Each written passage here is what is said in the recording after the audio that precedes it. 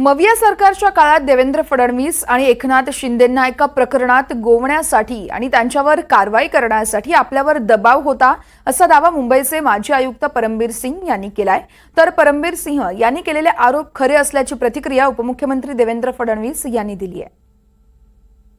मेरी लेटर में अवश्य लिखा था किस प्रकार से पुलिस एजेंसी का दुरुपयोग किया जा रहा था। के बाद मैंने बहुत सी चीजें थी जो उस लेटर में नहीं लिखी थी, लेकिन मैंने शेयर करना चाहूंगा कि किस प्रकार से मुझको प्रेशराइज करके कोशिश की गई थी कि इनके जो पॉलिटिकल विरोधी हैं, राजनीतिक जो विरोधी हैं, जैसे कि उस समय के तत्कालीन लीडर ऑफ ऑपोजिशन थे श्री देवेंद्र फडणवीस, उनको और मेरे को एक यूएलसी का केस, अर्बन लैंड सीलिंग का केस, थाने का पुराना केस का इन्वेस्टिगेशन चल रहा था। उसमें संजय पांडे के माध्यम से उसमें ऐसी इंस्ट्रक्शंस थी कि किसी प्रकार से श्री फडणवीस को और मेरे को उस केस में घसीटा जाए, हमको इन्वॉल्व किया जाए। और इतना ही नहीं,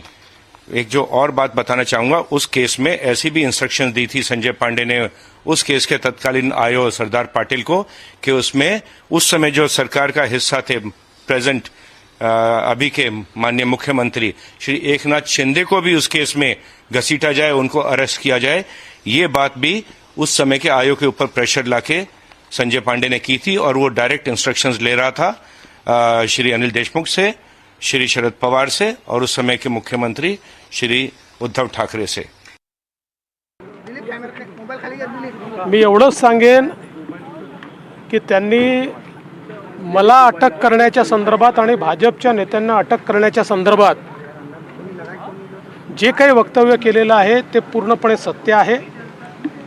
याचा सगळा प्रयत्न झाला, त्यांनी तर एकच इन्सिडेंट सांगितलं, असे 4 इन्सिडेंसेस आहेत की ज्याच्यामध्ये